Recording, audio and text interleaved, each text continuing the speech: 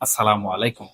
সম্মানিত দর্শক, আশা করি আপনারা সবাই যে যেখানে আছেন অবশ্যই ভালো আছেন এবং সুস্থ আছেন। দেখুন, রাজনীতির দাবা খেলায় কখন যে কোন গুটি উল্টে যায় তা বলা সত্যিই কিন্তু খুব মুশকিল। তবে কিছু কিছু চাল দেখে অনেক আগেই বোঝা যায় বোর্ডে কি এক ভয়ঙ্কর চেকমেট হতে চলেছে। আপনারা একটু ঠান্ডা মাথায় ভেবে দেখুন তো, ইতিহাসে যারা ক্ষমতা হারিয়ে দেশ ছাড়ে তারা কি কখনো আসলে বুক ফুলিয়ে বলে যে আমরা আসছি? বলে না। অতীতে যারা পালিয়েছে তারা নিজেদের কিন্তু আড়াল করেছে। কিন্তু আজ আমরা কি দেখছি? একটা রাজনৈতিক দল যারা কিনা ক্ষমতাচ্যুত এবং যাদের বিরুদ্ধে হাজারো মামলা মোকদ্দমা, তারা কিন্তু প্রতিদিন হুঙ্কার দিচ্ছে। হুঙ্কারটা হচ্ছে আমরা আসছি এবং ডিসেম্বরে আসছে কিংবা তার আগে আসছে। ফাঁসির মঞ্চ রেডি করো, তবুও আমরা আসছি। এই যে একটা আত্মবিশ্বাস, এই যে একটা ফিরে আসার তীব্র বাসনা, এটা কিন্তু আমাদের দেশের রাজনীতিতে একদমই নতুন একটি ঘটনা। আর ঠিক এই জায়গাতেই আজকের আলোচনার সবচেয়ে বড় টুইস্ট লুকিয়ে আছে বলে আমি মনে করি। দেখুন, সুপ্রিয় দর্শক, আপনারা আসলে কি ভাবছেন? এই আত্মবিশ্বাসের জোর বা খুঁটি আসলে কোথায়?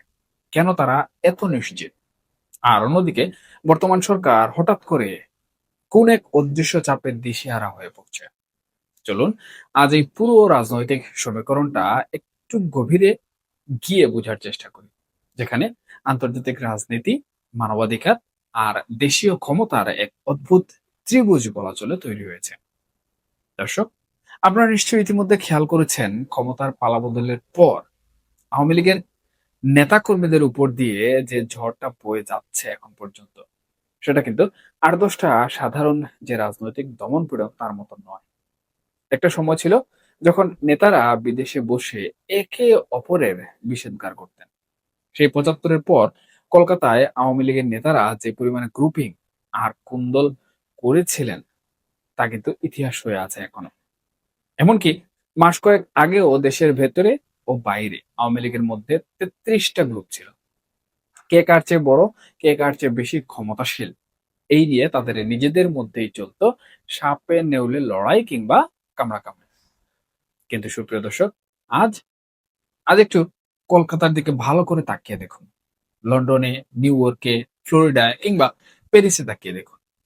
সেই সাপ আর নেউল আজ কিন্তু বন্যার পানির ভয়ে এক গাছে উঠে বসেছে। তাদের মধ্যে এখন আর কোনো ধরনের কুন্দল নেই, কোনো বিরোধ নেই। তারা এখন গলাগলি ধরে বসে একসাথে চা সিঙ্গারা খাচ্ছে আর দিল্লির লাড্ডু খাচ্ছে। আর স্বপ্ন দেখছে কবে দেশে ফিরবে। এই যে একটা অভাবনীয় ঐক্য, এই ঐক্যটাই কিন্তু আসল, এবং এটা এমনি এমনি তৈরি হয়নি। তারা বুঝে গেছে টিকে থাকতে হলে এক হওয়ার কোনো বিকল্প নেই। আর এই ঐক্যবদ্ধ আওয়ামী লীগই এখন বর্তমান সরকারের জন্য আমার দৃষ্টিতে সবচেয়ে বড় চিন্তার কারণ হয়ে দাঁড়িয়েছে। সুপ্রিয় দর্শক, আপনারা তো ভাবছেন দল তো দেশের বাইরে, দেশের ভেতরে তো তাদের রাজনীতি করার কোনো পরিবেশ বর্তমানে নেই, তারা নিষিদ্ধ। তাহলে সরকার কেন আসলে বিপদে পড়বে? বিপদটা আসলে অন্য জায়গায়। আর সেই বিপদের ঘন্টা কিন্তু বাজিয়ে দিয়েছে আন্তর্জাতিক মানবাধিকার সংস্থা হিউম্যান রাইটস ওয়াচ বা HRW। হঠাৎ করে কেন তারা এতটা সোচ্চার হলো, সেটা কি আপনারা ভেবে দেখেছেন? গত 18ই আগস্ট আমাদের তৎকালীন কারা মহাপরিদর্শক ব্রিগেডিয়ার জেনারেল সৈয়দ মোতাহার হোসেন একটা সংবাদ সম্মেলন করেছিলেন এবং সেখানে তিনি অত্যন্ত সরল মনে একটা চরম সত্য প্রকাশ করে ফেলেছিলেন। কি সত্য? তিনি বলেছিলেন আমাদের কারাগারগুলোর ধারণ ক্ষমতা ৪৫,০০০, কিন্তু সেখানে বর্তমান সময়ে বন্দী আছে ৯৮,০০০-এরও বেশি, ধারণ ক্ষমতার দ্বিগুণেরও বেশি। আর এই সত্যটা বলার অপরাধে কিন্তু একদিনের মাথায় আমরা দেখলাম তাকে সরিয়ে দেওয়া হলো। কিন্তু সত্য তো আসলে কোনোভাবে চাপা থাকে না, তাই না? সেটা বের হয়ে আসেই। এই যে অতিরিক্ত এত হাজার বন্দী, এরা কারা? এরা আসলে কোনো ছিচকে চোর কিংবা ডাকাত নয়। এদের একটা বিশাল অংশই হচ্ছে আওয়ামী লীগের নেতাকর্মী, সমর্থক কিংবা নিছক জয় বাংলা স্লোগান দেয়া সাধারণ কোনো কিশোর।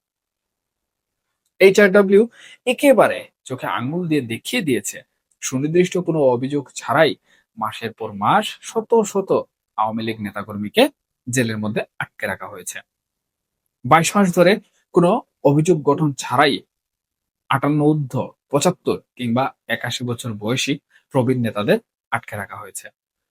হুইল চেয়ারে বসা অসুস্থ মানুষকে জামিন দেওয়া হচ্ছে না, তাদের চিকিৎসা ঠিকভাবে দেওয়া হচ্ছে না, এমনকি কারো কারো তো পায়ের আঙুল পর্যন্ত কেটে ফেলতে হয়েছে। এখানে সবচেয়ে ভয়ঙ্কর যে তথ্যটা আন্তর্জাতিক মহলকে আমি বলবো নাড়িয়ে দিয়েছে, তা হলো গত কয়েক মাসে কারাগারের ভেতরেই অন্তত পক্ষে 10 জন আওয়ামী লীগ নেতার মৃত্যু হয়েছে। এগুলো কিন্তু কোনো সাধারণ ঘটনা নয়, এগুলো আন্তর্জাতিক মহলকে নাড়িয়ে দেওয়ার জন্য যথেষ্ট। এখন প্রশ্ন হলো, HRW হঠাৎ এই সময়ে কেন এই রিপোর্টটা দিল? এর পেছনে কিন্তু একটা গভীর আন্তর্জাতিক সমীকরণ আছে। দেখুন, সামনেই সেপ্টেম্বরে জাতিসংঘের সাধারণ পরিষদের সম্মেলন রয়েছে। বাংলাদেশের বর্তমান প্রধানমন্ত্রী তারেক রহমান সেখানে যাবেন। আর ঠিক তার আগেই এই রিপোর্ট প্রকাশ পাওয়া মানে বর্তমান সরকারের জন্য একটা কড়া আন্তর্জাতিক বাধা বলা চলে। পশ্চিমা বিশ্ব, বিশেষ করে যারা মানবাধিকার নিয়ে কথা বলে, এগুলো নিয়ে মাথা ঘামায়, তারা কিন্তু এই সরকারকে একটা পরিষ্কার আল্টিমেটাম দিচ্ছে। বার্তাটা খুব স্পষ্ট। হয় আপনারা বিচারিক প্রক্রিয়া ঠিক করুন, আইনের যে শাসন সেটা ভালো মতো প্রতিষ্ঠা করুন, আর না হয় আওয়ামী লীগকে রাজনীতি করার পরিবেশ দ্রুত ফিরিয়ে দিন। দর্শক, আপনারা যদি আসলে মনে করেন হাজার হাজার মানুষকে দিনের পর দিন বিনা বিচারে আটকে রেখে জেলে মেরে ফেলে নিশ্চিন্তে ক্ষমতা ভোগ করবেন, আন্তর্জাতিক মহল কিন্তু সেটা কখনোই আর সহ্য করবে বলে মনে হচ্ছে না। কারণ আমরা দেখেছি ডক্টর মোহাম্মদ ইউনূসের আমলে এই আন্তর্জাতিক মহল এমন কিছু রিপোর্ট প্রদান করেছিল, যে রিপোর্ট প্রদান করার পর দেশের মানুষ অনেক কিছু জানতে পেরেছে। আন্তর্জাতিক মিডিয়া সেগুলো ফলো করে কিন্তু প্রচারও হয়েছে। এবং এগুলো যখন ধীরে ধীরে প্রচার হতে শুরু করলো, তখন সেই অন্তর্বর্তীকালীন সরকার কিংবা যে ডক্টর মোহাম্মদ ইউনূসকে অত্যন্ত গুণীজন বলে সমাদর করে বাংলাদেশের ক্ষমতায় বসানো হয়েছিল, তার ক্ষমতার পতনটা আসলে কিভাবে হলো? আমরা যদি ভুল না বলে থাকি তাহলে বলবো, একটা অসম্মানজনক বিদায় কিন্তু ডক্টর মোহাম্মদ ইউনূসকে বাংলাদেশ থেকে নিতে হয়েছে। এখন বর্তমান সরকার যদি আন্তর্জাতিক গণমাধ্যম, আন্তর্জাতিক সংস্থাগুলোর এই বার্তাগুলো কোনোভাবে বুঝতে না পারে কিংবা দায়সারাভাবে তারা এগুলো এড়িয়ে যায়, তাহলে ঠিক ডক্টর মোহাম্মদ ইউনূসের ক্ষেত্রে যে অসম্মানজনক বিদায় ঘটেছিল, সেই একই ঘটনার পুনরাবৃত্তি কি বর্তমান বিএনপি সরকারের ক্ষেত্রেও ঘটবে? ঘটলে সেটা কবে ঘটতে পারে? এটা কিন্তু একটা গুরুত্ব প্রশ্ন। দেখুন সুপ্রিয় দর্শক, অনেক প্রশ্ন জাগে যেগুলোর উত্তর সহসা কিন্তু খুঁজে পাওয়া অনেক মুশকিল। তবে দেশের বর্তমান যে পরিস্থিতি, সেই পরিস্থিতি দেখে মনে হচ্ছে বর্তমান সরকার যদি সেটা সামাল দিতে না পারে, কিংবা তাদের যে ব্যর্থতাগুলো বর্তমান সময়ে দেখা যাচ্ছে, অথবা যে কঠিন সংকটগুলো বাংলাদেশে বর্তমান সময়ে বিদ্যমান রয়েছে, তাতে কিন্তু স্পষ্টভাবে মনে হচ্ছে যে তারা একটা ভয়াবহ দুর্যোগের দিকে এগিয়ে যাচ্ছে। এবং সেই দুর্যোগ যদি তারা মোকাবেলা করতে না পারে, তাহলে সেই দুর্যোগের যে আবছা আবছা ঘনঘটা, সেই ঘনঘটায় কোনো না কোনো এক সময় তারা কিন্তু তলিয়ে যেতে পারে। এবং ইতিহাস সাক্ষী দেয়, এরকম পূর্বাভাস থেকে কিন্তু বড় বিপর্যয় কিংবা বড় দুর্যোগের কারণে একটি বিশাল রাষ্ট্রযন্ত্র, বিশাল সাম্রাজ্য কিন্তু তলিয়ে গেছে। এটা বাস্তব, এটা অস্বীকার করার কোনো উপায় নেই এখানে। দর্শক, আর এই জায়গাটিতে এসেই বর্তমান বিএনপি সরকার কিন্তু এক কঠিন পরীক্ষার মুখে পড়ে গেছে। একদিকে দেশের আইন শৃঙ্খলা পরিস্থিতির চরম অবনতি। গত 3 মাসে 934টি খুনের মামলা হয়েছে, অর্থাৎ প্রতিদিন গড়ে 10টার বেশি খুন। পুলিশ যখন আসল অপরাধী কোনোভাবে ধরতে পারছে না, তখন রাজনৈতিক প্রতিপক্ষকে ধরে নাটক সাজানোর বিভিন্ন অভিযোগও কিন্তু ইতিমধ্যে উঠছে। এই যে একটা প্রশাসনিক দুর্বলতা, এর মধ্যে যদি আন্তর্জাতিক নিষেধাজ্ঞার খড়গ কোনোভাবে নেমে আসে, তবে পরিস্থিতি সামাল দেয়া কতটা কঠিন হবে তা কি বর্তমান এই সরকার কোনোভাবে আন্দাজ করতে পারছে কিংবা বুঝতে পারছে? দেখুন, যদি সরকার আন্তর্জাতিক মহলের এই বার্তা উপেক্ষা করে এবং আমি যেভাবে বললাম আওয়ামী লীগের উপর যে নিষেধাজ্ঞা রয়েছে সেটা তুলে না নেয়, তাহলে কি হতে পারে? দর্শক, রাজনীতিতে একটা কথা আছে, সেটা হচ্ছে স্প্রিংকে যত বেশি চাপ দেওয়া যায় সে তত বেশি রেগে ফিরে আসে। আওয়ামী লীগ এখন সেই চেপে ধরা স্প্রিং এর মতো। তাদের পিঠ কিন্তু দেয়ালে ঠেকে গেছে। কলকাতার অলিতে কিংবা গলিতে, লন্ডনের রাস্তায় তারা কিন্তু এখন আর শুধু বাঁচার স্বপ্ন দেখছে না, তারা চোখ পড়ছে ফিরে আসার। আমেরিকার মতো পরাশক্তি, যারা কিনা পাকিস্তানের ইমরান খানের মতো নেতাকে এখন ব্যাকআপ দিচ্ছে, তারা যদি হঠাৎ করে ভারতের সাথে মিলে এই অঞ্চলে নতুন কোনো রাজনৈতিক মেরুকরণ করে, যদি তারা মনে করে যে এই সরকারের মানবাধিকার লঙ্ঘনের মাত্রা সীমা ছাড়িয়ে যাচ্ছে এবং আওয়ামী লীগকে আবার তাদের প্রয়োজন, তখন আসলে কি হবে?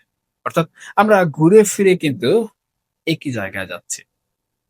বিএনপির অনেক ক্ষমতাধর নেতা আজ হয়তো ক্ষমতার গরমে অনেক কিছুই বলছেন, নানা ধরনের কথাবার্তা বিবৃতি দিচ্ছেন, কিন্তু ভেতরে ভেতরে তারাও যে মোটেও স্বস্তিতে নেই সেটা কিন্তু স্পষ্ট দেখা যাচ্ছে। কারণ তারা জানেন সুসংগঠিত এবং ঐক্যবদ্ধ একটা আওয়ামী লীগকে, যাদের সাথে আবার আন্তর্জাতিক মহলের একটা প্রচ্ছন্ন সহানুভূতি তৈরি হচ্ছে, তাদের রাজপথে মোকাবেলা করা আসলে চারটেখানি কোনো কথা নয়। ডিসেম্বরের আগেই যে রাজনীতির মাঠে একটা বড় ধরনের পালাবদল বা নতুন মোড় আসতে যাচ্ছে, এটা এখন আর কিন্তু কোনো জল্পনা কিংবা কল্পনা নয়, বরঞ্চ দেখা যাচ্ছে এটা একটা দেয়ালের লিখন। সরকার এখন আক্ষরিক অর্থেই শ্যামরাখি না কুল রাখি অবস্থায় রয়েছে। আওয়ামী লীগকে রাজনীতি করার সুযোগ দিলে তারা যেভাবে সুসংগঠিত হয়ে মাঠে নামবে, সেটা ঠেকানো বর্তমান প্রশাসনের জন্য এক বিশাল চ্যালেঞ্জিং।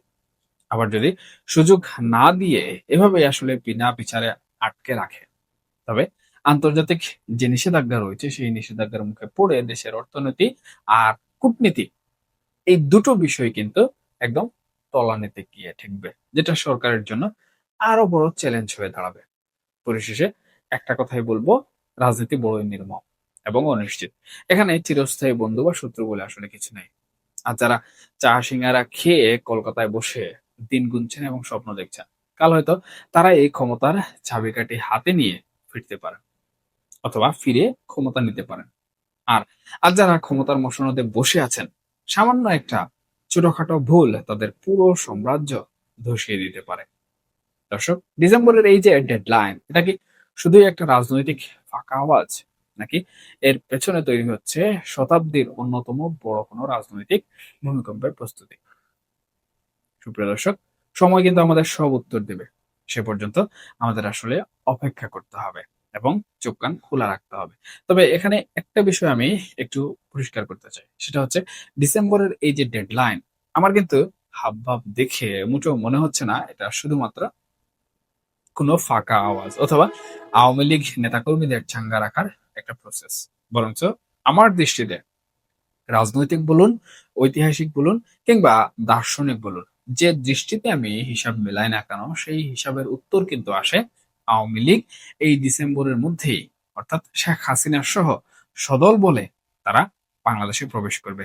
এবং এটা তাদের জন্য একটা বিশাল চ্যালেঞ্জ। কেন বিশাল চ্যালেঞ্জ? কারণ ইতিমধ্যে কিন্তু আমরা বিগত যে 2 বছর, এই 2 বছর ধরে নানা ধরনের কথাবার্তা কিন্তু আওয়ামী লীগের মুখ থেকে শুনছি, কিন্তু এই ধরনের কথাবার্তা, এই ধরনের চ্যালেঞ্জিং সময় আওয়ামী লীগ কিন্তু এর আগে দিতে দেখিনি। অর্থাৎ একদম স্পষ্টভাবে বার্তা দেয়া যে ডিসেম্বরে তারা ফিরবে। শুধু শেখ হাসিনা নয়, বরঞ্চ আওয়ামী লীগের সকল নেতাকর্মী ফিরবে।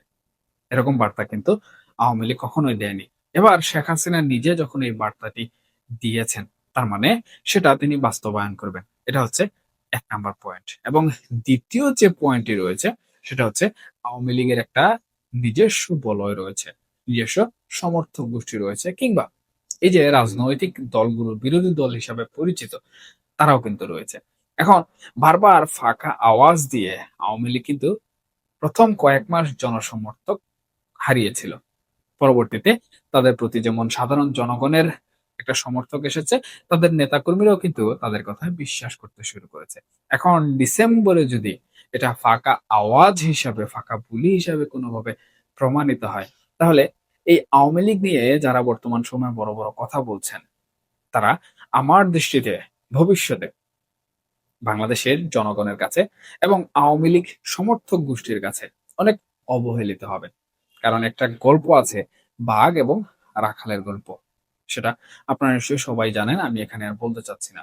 বাঘ আসছে, আসছে করে বাঘ আসেনি, কিন্তু মানুষ ডেকে দিব্যি হাসাহাসি করা হতো। কিন্তু যখন বাঘ আসলো তখন ডাকাডাকি, হাউমাউ, কান্নাকাটি করেও কিন্তু এলাকার কিংবা গ্রামের কোনো লোকজন আসেনি। আমি আমার ভাষায় গল্পটা একটু বুঝিয়ে বললাম।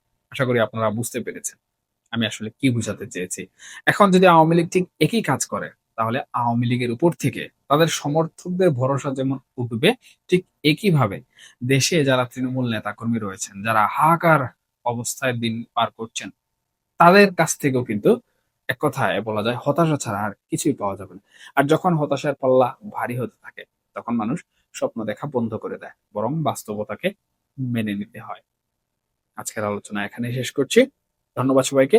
ভালো থাকবেন, সুস্থ থাকবেন। অবশ্যই, অবশ্যই নিরাপদে থাকবেন। আল্লাহ হাফেজ।